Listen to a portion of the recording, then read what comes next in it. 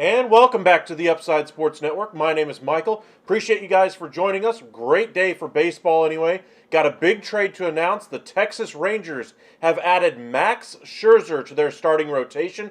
We all knew that they were going to add some type of pitching. We thought maybe they'd be getting Justin Verlander as late as last night.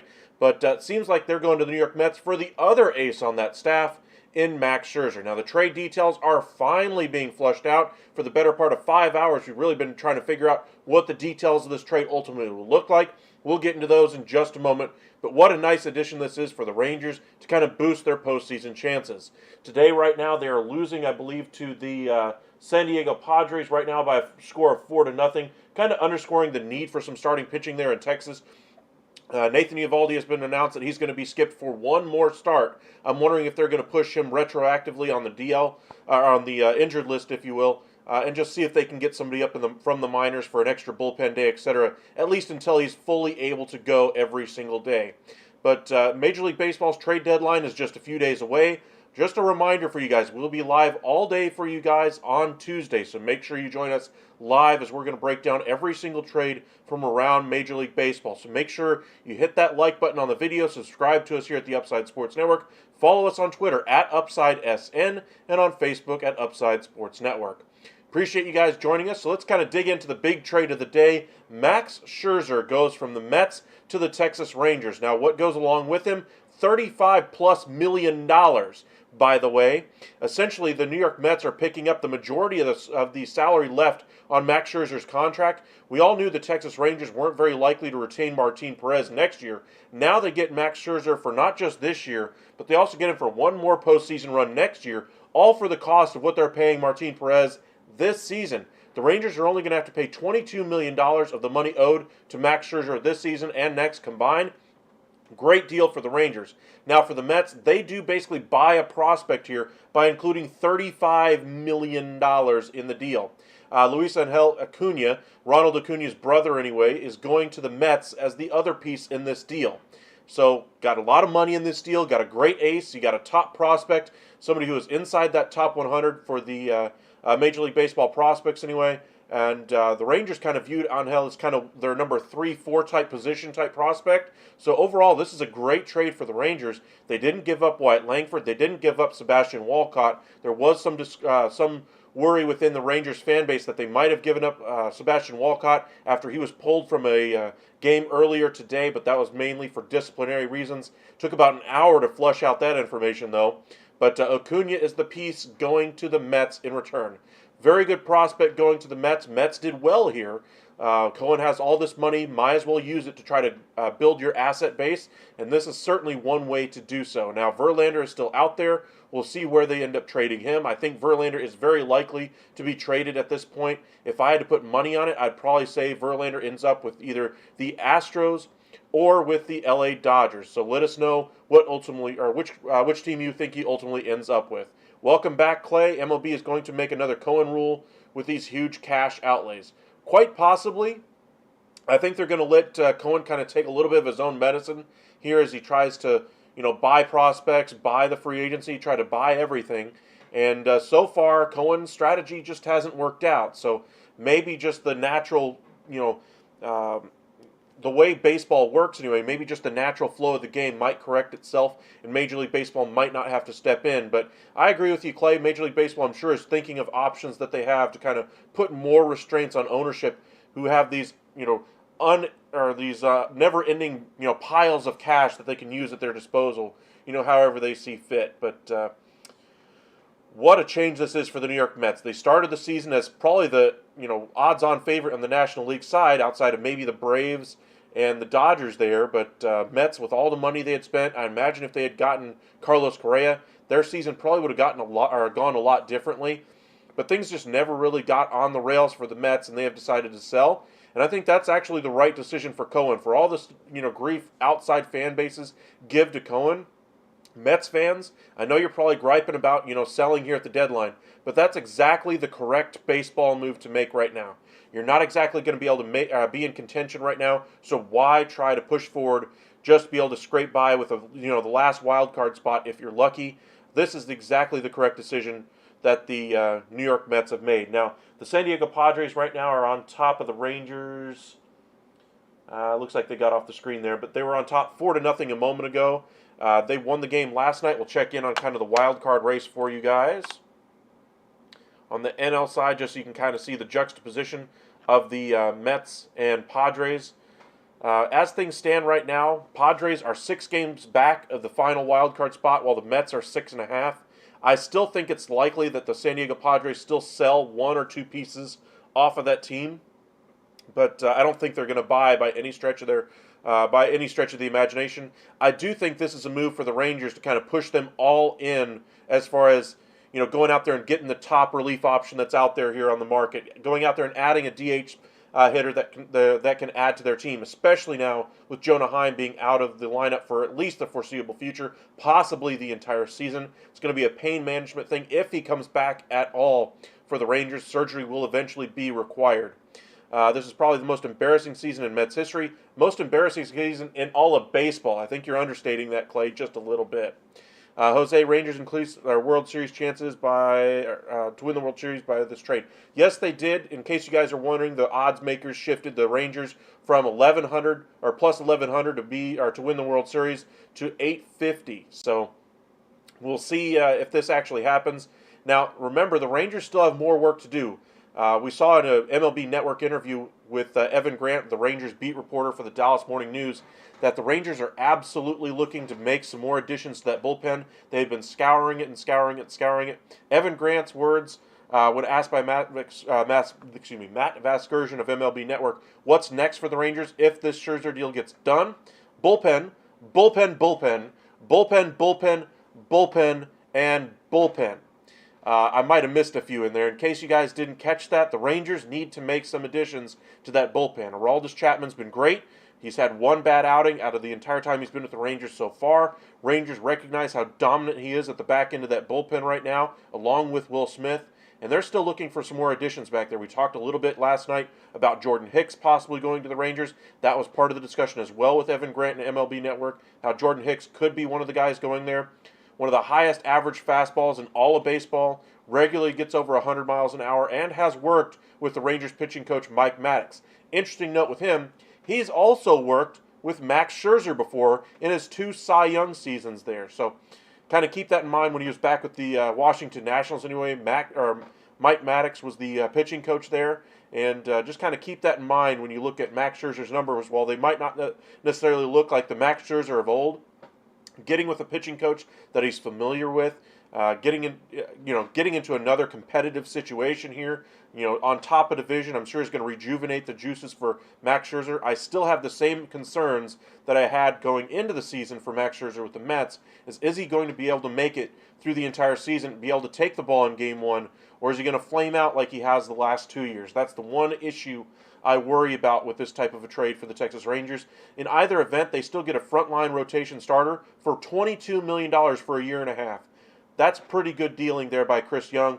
All-around success for this trade, just based on what this does for the Texas Rangers, really kind of solidifies what they needed here at the deadline. Their starters rotation, ERA anyway, has gone through the tank in the last month anyway. They really needed to get somebody else in there besides Eovaldi, who could get some consistent outs right now. Dane Dunning's been a little bit up and down over the last couple of weeks. Gray, Heaney, and Perez, more of the same. I think allowing those guys to just, skip a start, get back fresh, those kinds of things, that's what the plan was for the Rangers before the Scherzer trade. Now that you have Scherzer in-house anyway, I think that's just going to add to the ability of that rotation. So hopefully this will, start the ball rolling in a positive manner for the Rangers, especially after the news they got on Jonah Heim after the game they played against Houston on Wednesday, that he's going to miss at least 2 to 3 weeks and could miss the entire season. Corey Seager's expected to be back here within the next week or so. So their offense is going to get a nice boost, but I still think they need to add one more bat. We'll check in on some of the options the Rangers had, or still have after this type of trade. They didn't really trade any of their top prospects out of this trade aside from Acuna. So overall, just a great trade to get a frontline starter for literally the cost of one prospect and get the team to eat $35 million of the deal total. So pretty great trade for the Rangers overall. Mets buy a prospect here in Acuna.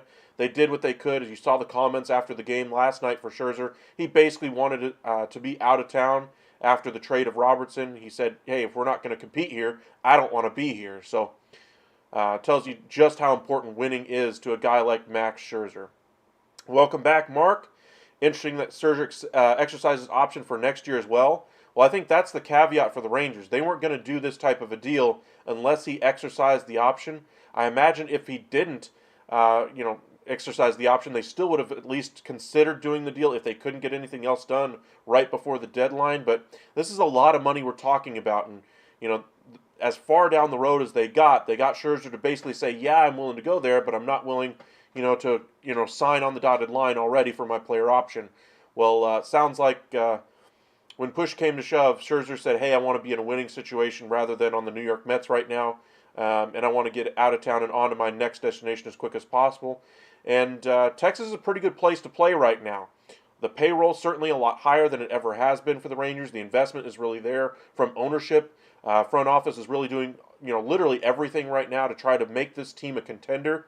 And I still think there's more room to go to really kind of put the finishing touches on them and possibly make them, the favorite in the American League. I still think there's some more holes on this team that need to be solved, especially with the absence of Jonah Heim. If he's able to come back, and they add a DH and one more bullpen piece, I think they're probably the favorite in the American League, even considering the standings, or even considering the Houston Astros are in the same division. But that's still a lot of ifs, ands, or buts for the Texas Rangers. Jonah Heim may not play again this season for the Rangers. The Rangers may not add another bat. They certainly said they were going to do that this offseason, didn't do that, and decided to opt for more pitching. So, they still need to add another relief option back there. I'm still curious to see who they end up getting. Is it going to be Hicks? If it is, while it's a good piece, I'm not sure it pushes them over the hump anyway as far as that bullpen. I think they're going to need at least 2 pieces if they go the Hicks route. If they go the Josh Hader route or the David Bednar route, then that's a whole different conversation altogether. Sewald could be available from the Mariners. Sounds like the Mariners might take advantage of the high prices for relief pitching right now and could offer their closer and see what they could get on the open market for him. So overall, it's going to be a very interesting next 24 hours here as the market really kind of has these big dynamic trades really happen. I would expect to see a Verlander trade here in the next 24 hours. Keep your eyes peeled for that. I think Scherzer, with the comments he made after the game, how quickly he wanted out of town, I think that took precedence over what Verlander's market was at the moment. But Verlander has been the better pitcher so far this season. I think the Astros, again, it's going to be about whether they can mend that fence between the owner, Jim Crane, and Justin Verlander, if he'll even go there. After all, if he goes to the LA Dodgers, I think that would solve a lot of their issues in the rotation. They already added Lance Lynn. I'm not sure how much of an appetite the Dodgers have to add another starting pitcher to that rotation, but who knows? When the playoffs come around, teams start to do interesting things to try to make their team have the best chance to win it all. Welcome in, Warren. Are the Phillies going to do anything? I think they're going to add a corner outfield bat. Trey Turner's have a really disappointing season for them. If they can just get his bat turned around, I think that would be the best deadline acquisition for them, honestly. Maybe they go after Tyler O'Neill, somebody like that, Cody Bellinger, some type of corner outfield bat. But I still think they need some bullpen, and I think they could use another starter, just like everybody this time of year. But, who could they go after? I would guess somebody from that Cardinals organization could go to the Phillies. They've already had some rapport, made a deadline trade last year, sending Sosa to the Phillies. There could be something, a smaller scale type of deal that happens once again. The Cardinals announced that they are not going to be trading Nolan Arenado. John Mozeliak basically coming out to the podium basically saying, hey, we're moving on to other discussions. We're focusing on the future of the Cardinals right now. So guys that are on short-term deals right now for the Cardinals, it sounds like your time in St. Louis is over. So all those one-year deals on guys like Flaherty, Montgomery, etc., those guys are out. I think guys with a year and a half left on their deal, those guys might also be out of the organization. I think a trade of Nolan Arenado actually would have been in the best interest for the Cardinals long term, because it would have gotten Gorman to his natural fielding position. You could have gotten a haul of prospects from the Dodgers in return. Really, reset that farm system from a pitching perspective, because that's really what they need. If they just get some good starting pitching, the Cardinals are going to be right back in contention next season. And Nolan Arenado easily could do that for that team single-handedly by bringing in top-end starting pitching arm prospects. So. Good. I think it's a decision by the Cardinals that they feel like they had to make, just because Nolan Arenado is that good of a player. I think having him around to help shepherd some of the young guys is also very valuable as well. And maybe he just felt now is just not quite the time to make that type of move. So I can see both ends of the argument, but for the sake of the trade deadline, it would have been nice to see a Nolan Arenado trade.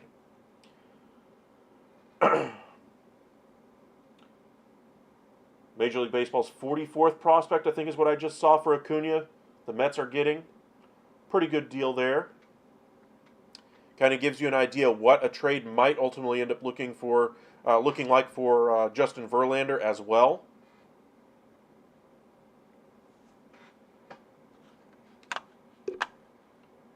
Let's check in on some of the standings from around baseball. As we go into play today, still the same three division leaders as it has been all week anyway: Baltimore, Texas, and Minnesota. Wild card looking like it's a little bit more crystallized than it has been, over the last couple days. Tampa Bay is 4 up right now, even though they're losing at Houston. I think Houston's going to pick up a game there. Toronto's played well the last couple of days anyway. They put a little bit of a thumping on the Angels today. They were without their manager after he got suspended for a game for his actions after the game the other night. Yankees are playing Baltimore today. Good to see Aaron Judge finally get back on the board, hit another home run today. And Yankees are going to need him to carry them, literally. That team looks a little bit thin right now, as they have all year. And they're going to go as far as Aaron Judge can literally carry them across the finish line. But with the injuries they've had, the struggles to keep Rodon healthy, other fielders healthy, I'm just not sure they have enough to be able to overcome these other teams. The Angels had a lot of momentum a couple of days ago. I imagine they'll get some of that back at some point. They still aren't done here at the deadline. I think they're going to add one more bat here at the deadline, but we'll see what happens. But as I mentioned, the Yankees are literally going to go as far as Aaron Judge takes them, and they got a tough road to hoe. You're looking at Tampa Bay. They aren't passing Tampa Bay. You're looking at Houston. They're not going to pass Houston. The last wild card spot is really what all of these teams are fighting for: Toronto, Boston, New York, and L.A. And if I had to pick a team, I'd probably say Toronto's the favorite, Angels second, Yankees third, Boston fourth. But it's still fairly close for all of those teams. Welcome back, Sub-Zero. Welcome back, Morgan. Who do you think, Ohtani or Bellinger, or both would be great, or would be Blue Jays? Well, Otani's staying with the Angels first and foremost, at least for the rest of this season. Bellinger, after the season, I think could be a fit for the Toronto Blue Jays. Right now, I think the Cubs are actually going to add here at the deadline maybe some bullpen help, just to kind of shore up that bullpen. Nothing major. I don't think they're going to sell, though, here at the deadline. Clay, I think the teams we see get in, but Rangers flip with Houston in the division. Really? Not a believer in the Rangers, eh? I still think there's enough thirst within the Rangers organization that they're still going to add an impact reliever, and I think they'll end up staying on top in that division. I think Houston's had too many issues as far as staying healthy in that rotation, first and foremost, and in the lineup. They just got Alvarez and Altuve back. But I'll agree with you. Houston's right there with them. I think it's going to be neck and neck all the way to the end of the season. I just think Texas at this point has shown from their front office that they're going to add the pieces they need to be able to stay just in front of Houston. But that'd be a very fun postseason series to see. Scherzer is washed. Not buying that. Welcome in, Gio, though. If Scherzer was washed, I'd be looking at like a 6 ERA. He's got a 4 ERA, and his outlying numbers look pretty decent outside of the home run numbers. So I'm curious to see what what Scherzer has left in the tank the rest of the season. As I said, I'm worried more about him being able to finish off the season more than I am, the 10-plus starts the Rangers are going to get out of him the rest of the season. I'm wondering, is he able to take the ball in Game 1, and how effective is he going to be? Or is he going to, the entire season kind of, all the stress, etc., is it finally going to wear on him? That's the one worry I have. As far as the rest of the Rangers staff, I think Eovaldi will probably be back, it sounds like, next Friday. They're going to skip him for Sunday's start, but he could be back in line to start on Friday for the Rangers. Sounds like they're just being very precautionary right now with Eovaldi more than anything else. My worry for the rotation is now the rest of it. Who ultimately gets those starts? And do they end up moving one of those guys to the bullpen like they had with Dane Dunning earlier this year? Dane Dunning was very solid for them. After the DeGrom injury, he started to regress a little bit. Maybe he's the guy that goes back. Although I think he's pitched well enough in the starting rotation, he probably stays. They might operate with a 6-man rotation, at least for right now, and let Scherzer still go every 5th day. But we'll see how things go. Rangers now have a lot of pitching options to go to where they don't necessarily have to feel like they're forced to go with those 5 horses. The starting pitching depth for the Rangers just slowly got eroded over the course of the season. They're not going to get guys like DeGrom or Odorizzi back at any point, and so the Rangers do the right thing and lengthen out their rotation. Looks like the Astros are absolutely clobbering the Rays 13-2. Ouch. Looks like the Dodgers are in front of Cincinnati right now, 2-0. Cubs 2-1 over St. Louis. San Francisco 2-0 over Boston. Philadelphia losing 7-5 anyway against Pittsburgh. The Astros are the class of MLB. Well, they have been as far as overall talent, but I'm still not buying it. I mean, their rotation right now, they're counting on a lot of young guys who don't have the experience in the postseason. And I would like to be able to see them go through the dog days of August and September and then into a postseason series and actually be counted on. And we saw the game Valdez pitched against the Texas Rangers. I think that rattled him a little bit. And they don't really have anybody at the front of that rotation like a Garrett Cole, a Zach Greinke, a Justin Verlander that they can count on. I think they'll still add a starter. It may very well be Verlander, but it's going to take some fence mending by owner Jim Crane about his comments that he made about the what they ultimately want to do with Justin Verlander. Not saying it can't happen. I think it's something that could easily be taken care of. But when you're talking about billionaires having egos and whatnot, it's going to take a lot for a guy to come forward and just do what needs to be done in order to get your team moving in the right direction. Astros could very well do it, but I still think they need to prove it by actually acquiring the starter and then see how the chips fall after the deadline. Sub-Zero, if the Yankees win this series and next, I could see them a contender. They are better on the road, yes or no? I'm not calling them a contender. Postseason possibility, sure. Wild card hopeful, yes. But as I mentioned, they're probably my 3rd favorite team to finish that or to get that last wild card spot. First, Toronto. Second, LA. Third, the Yankees. At least as we speak right now. Now the deadline's coming up here. If they make a big move, maybe they've my rankings there will change, but as of right now, I still think Toronto holds on for the final wild card spot. I think the standings are pretty much how we're going to see them go the rest of the season. The only team I see really flipping here is Boston and the Angels. Outside of that, I think right now is essentially what you're going to see at the end of the season. On the National League side of it, it's kind of show you guys where everything's at there. Atlanta, LA, and Milwaukee are your division leaders. I think that's probably going to be how it goes as well. I think the one team that has a chance to actually leapfrog any of those is the Chicago Cubs. The momentum that they have on their side, the curious nature the Brewers always operate with here at the deadline. We'll be curious to see what they ultimately decide to do. They've already made a small addition with Carlos Santana. They have a pretty good bullpen. Their starting rotation's about to get better as well. Healthier anyway, with Woodruff coming back.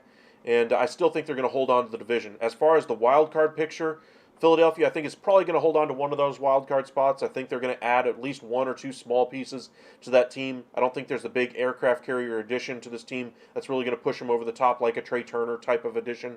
Their improvement's going to come from within and maybe a small piece in the bullpen, etc. Cincinnati's played really well this year. They've got a lot of momentum, a lot of young players in their lineup, though. I just wonder how prepared they are for the stretch run to the postseason here. Are they going to be able to get it done? Miami's done really well this year without having their ace pitch well for them. Alcantara is starting to turn it around. They're 3-7 in their last 10. However, I see them being right there all the way to the end of the season. It's going to be kind of a horse race to see who ultimately gets there. But if I had to pick right now, Philadelphia probably gets the first wild card. I'll go ahead and go Cincinnati gets the second one just because I think they're going to add one starter here at the deadline. And then it's your kind of a fielder's choice here. Miami, San Francisco, Arizona, or Chicago. I think Miami probably gets that final spot. I think everybody else is just going to be on the outside looking in. Cubs with the only realistic chance out of the rest of them, I think, to leapfrog, Miami or Cincinnati. If Cincinnati really starts to fall on their face because of the inexperience, a team like the Chicago Cubs, who's led by some veterans like Kyle Hendricks, Marcus Stroman, Cody Bellinger, that could be a team that leapfrogs a young team like the Cincinnati Reds. But we shall see how the standings finish out. Let's kind of go over some of the deals that we've seen today. We'll start with the Max Scherzer trade, of course. Max Scherzer going to the Rangers in exchange for Luis Angel Acuna. The Mets are eating $35 million of the deal. Max Scherzer's opting into his contract for next season. Rangers in this season and next will only be on the hook for $22 million. Overall, great trade. Next option, of course, is going to be what's going to happen with Justin Verlander. Does he end up going to the Dodgers? Does he end up going to the Astros? There's a lot of teams out there that need some starting pitching. Verlander's going to have to waive his no trade. I'm not sure he goes to one of those wild card contenders because he's not necessarily going to be guaranteed a postseason spot. So I think you're going to be looking at, not just postseason hopefuls, but World Series hopefuls that might be interested in acquiring Justin Verlander as teams that he might waive that clause for. I do think he's going to be out of town by the end of the trade deadline. I just don't think he's going to stay now that Scherzer's gone, Robertson's gone, and it looks like they're going to have a little bit of a small fire sale here at the deadline. But I think Verlander ultimately gets moved. The question is where and how much money do the Mets ultimately eat? MLB needs to do something about a short NLDS. 5 games is ridiculous after a 162-game season. Well, you got the 3-game wild card, 5-game NLDS, then you get to the 7-game series. I actually don't mind the format as it stands right now. I believe the home teams in the wild card series actually get all 3 games, so I like the way that's set up. Kind of gives you a traditional series, like you see in a regular season, 3 games at 1 home field advantage. And the teams that have the higher standing in the standings anyway should have those home games, in my opinion. Now, as far as the NLDS is concerned, 5 games. I wouldn't mind that going to a 7-game series. 5 games is a little bit short, I do agree. Ridiculous might be a little strong, but I don't mind a 5-game series as much as some of the other folks out there. I still would lean towards a 7, but 5 at least is doable for now. But I think eventually a 7-game series is ultimately what they'll probably go with. I think more of the TV contracts, that kind of thing, trying to incentivize themselves to make more money out of a postseason series might ultimately get that game count to a 7-game series. How many games are the Yankees out of the wild card spot? I think it was 2.5. Let me see. 3.5 as we sit right now. 4-6 in their last 10.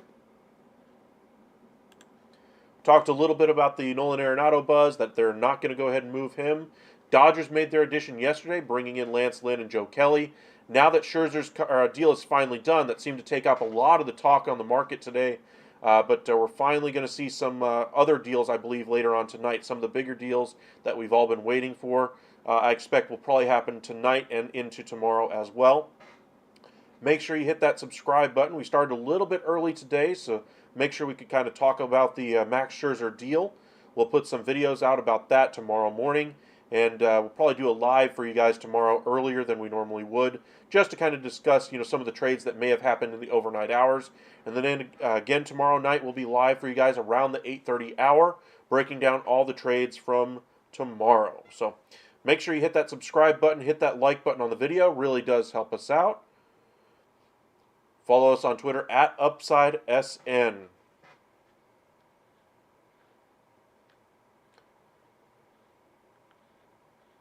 Scroll down here just to see if there's any other rumors that we're really missing yet. Mets have more pieces to sell here at the deadline as well. Some corner outfielders that they could move, Pham and Canna. They have some bullpen options, Ottavino, Rayleigh. They have a backup catcher, Narvaez. The Rangers, as I mentioned, are going to be without Jonah Heim. The White Sox have already sold a number of players off of their pitching staff. The question remains, will they trade some of their catching now, with a lot of teams out there needing some catching depth? The Rangers now could use a catcher, but Salvador Perez could be the top option available if he's willing to be moved from the Royals. It's really going to be up to Perez if he decides to be traded at all. But we're going to see some interesting trade deadline discussions around the bullpen. Does Pittsburgh finally decide to go ahead and move on from David Bednar and see if they can get some pitching prospects back in return? Do the Padres decide to go ahead and punt on the season, even though it seems like they're playing well, at least today and yesterday, against the Texas Rangers, a team that's really been sputtering, at least as far as the pitching side is concerned. And getting Max Scherzer will certainly be a nice boost to their chances. I still think the Rangers need to add a bullpen piece. Would have been interesting to see what would have happened if the Padres lost the entire got swept in this series, if they would have moved Hader and Blake Snell and other pieces. But as things stand right now, it looks like the Padres may stand pat, even though they aren't that far ahead of the Mets in the standings, and they chose to sell. Anthony Volpe just stole his 19th of the season. He's a guy that really struggled to hit with some consistency here in his first Major League season. He's a rookie, so kind of to be expected, but hopefully he has a nice bounce-back year, next season. I think it'd be good for the New York Yankees to kind of not put so much pressure on Volpe the rest of the season and kind of let their veterans, do the talking, play more, that kind of a thing, and let Volpe just kind of be around the clubhouse in a pennant chase. So Volpe, I think, will be better next year, but been a little bit underwhelming, if I'm being honest. Other trade candidates out there, the Detroit Tigers don't get a lot of love in the national media, but they have a number of pitchers that they could move, a couple more bullpen pieces. But the starters are really where the money is for the Tigers right now.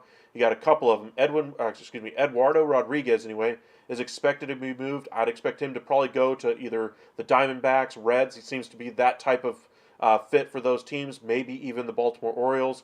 I don't think the Orioles are going to shed some of their top-tier prospects, but if they're willing to put together 2, 3, 4 of the mid-sized prospect, lower-end prospects, then I think they could get something done. But I think the better option for the Orioles might be a guy like Michael Lorenzen, who's going to cost even less and is a little bit more versatile for a Baltimore Orioles team. Somebody you could put in the Game 3 starter in a postseason series, or have him come out of the bullpen as kind of that long reliever when your starter doesn't have it. But we shall see what happens. Will Gregory Soto go anywhere? I mean, bullpen always goes somewhere. So could he go? Absolutely. Will he? We'll see. We've talked a lot about the Cardinals and the pieces that they have. Flaherty, I think, is probably going to be moved here in the next 24, 48 hours. Hicks, I think, in that same category. Sounds like the Cardinals, more than any other seller right now, are playing a lot of hardball with their assets right now. But they are expected to move quite a few of them on deadline day. It sounds like that seems to be what Mozeliak is really lining up for. He wants to keep hearing all those top proposals all the way until the deadline and then see what they can get at the very end. See if they can get some other team to budge on a prospect that they really like, etc. Phil Bickford getting designated for assignment, former top overall, or one of the top draft picks in MLB's draft a few years back. But he's now 28 years old. Doesn't necessarily have that status that he did before. But we'll see if one of these, selling clubs picks him up and sees if they can rebuild his value a little bit. Maybe find some gold, diamond in the rough, if you will.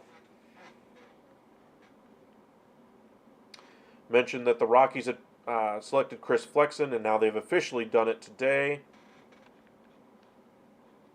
And then one thing you have to watch around this time of year is going to be the injuries. The Rangers have their fair share of injuries right now with, of course, DeGrom gone for the season, Eovaldi needing a little bit of time off as far as the pitching staff. You look to the bullpen, they really haven't gotten any consistency out there on the team itself. They have Corey Seager on the IL, Jonah Heim on the injured list as well. And this team could just use a little bit more of a reinforcement. I think a guy like Brad Miller, as nice of a guy as he is, seems by all accounts to be one of the best teammates in all of baseball. As good of a locker room presence as he is, you need somebody who can actually produce in a lineup. And he came in after not playing in like 2 months for the Rangers, actually had a nice performance against Houston the other day. But I think they'd be much better off with a DH that can actually perform in that spot and give them solid production. When they're counting on guys like Robbie Grossman and Brad Miller, that's when I start to worry. And as I mentioned, they still could use a catcher. Yasmani Grandal could be an option. Salvador Perez could be an option. But we'll see what happens. The Royals have 3 catchers on their roster right now that they're trying to split the time to evenly. They got Perez, they got Melendez, and Furman. There was some discussion that Furman could be the odd man out if Salvador Perez decides he wants to stay there. Furman would be a nice get. He's playing very well offensively this year. But for teams that need some catching depth and teams who need some offense at that catching spot, Furman could be an option if Perez decides to stay with the Royals.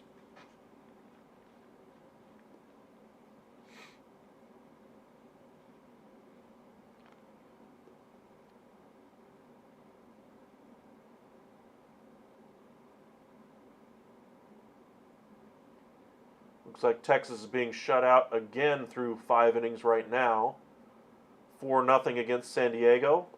This offense just needs a little bit of a kickstart. I think the addition of Corey Seager will get them right back to where they're going to need to go ultimately. But I think they could use one more bat in that lineup to really get them going back in the right direction, get some positivity back in there, especially after losing one of their leaders on their team in Jonah Heim. Marcus Semion's certainly one of the best leaders in all of baseball. We saw that in the game against Houston the other night, how impactful his leadership was after he took the intentional hit by pitch. Both sides were worn, and then the first pitch you saw after being hit by the pitch, launched it into Crawford boxes, and you saw the intensity, matching up with Martin Maldonado after the grand slam by Adolis Garcia. The leadership that he showed after the Rangers, got down 3-0 in that game, really showed me a lot about the character of a guy in Marcus Semien. And Rangers young guys, they have a lot of young guys on this roster. They have like 4 of them in the bullpen. They're counting on a lot from guys like Ezekiel Duran, Josh Young, Jonah Heim, even though he's one of the leaders on this team, is still very young in his own right. Nathaniel Lowe is still relatively young, 26, 27 at this point now. Adolis Garcia, even though he's only been in the big leagues, 2, 3, 4 years now, he's already over 30 years old. So the Rangers, don't have a lot of experience on this roster, especially postseason experience. But we saw a lot of that leadership come out of Marcus Semien the other night. I think they could use some more of it as we go towards the deadline here. So we'll see who they end up going for. Evan Grant said they're going to be looking at some middle relievers with some playoff experience. So keep your eyes peeled for players that meet that description. Welcome back, Willard. I think Houston will get in a shocking trade Hunter Brown for Green from the Reds, or Houston gets Verlander. I don't think they would trade Hunter Brown literally for anything right now, even though he's not necessarily pitching to like a 2 ERA or anything. His value to that organization is much higher, not just for this year, but in the years after this. Now, Green would be an interesting get. He's not available from the Reds. They're trying to contend, not sell pieces. As for the Verlander thing, I'm still curious if Verlander would go back to Houston after how things ended after the season with the owner, Jim Crane. So, again, I think some things are going to have to be said between the two before Verlander would waive his no trade to go back to Houston. Not saying it couldn't happen. In fact, I don't think it's all that prohibitive of it happening. It's just going to take some discussion to be able to get the air cleared up between them before that type of trade could go down. So Mets are going to have to eat a lot of money. Other teams could bid higher for him, but Verlander still ultimately has the yay or nay vote on whether or not he's moved. Appreciate you guys joining us tonight. Got about 17 of you guys with us right now. So before we kind of wrap up here, let's kind of go into some of the trade possibilities out there and have some fun here with some baseballtradevalues.com. I'd like the Yankees to trade Jason Peraza, Chandler Jones, Torres to Angels for Ohtani. For those of you guys hoping to get Shohei Ohtani, not happening. After the season, you might be able to sign him, but for the trade deadline, anybody trying to request trades for Shohei Ohtani, it's not happening. You're living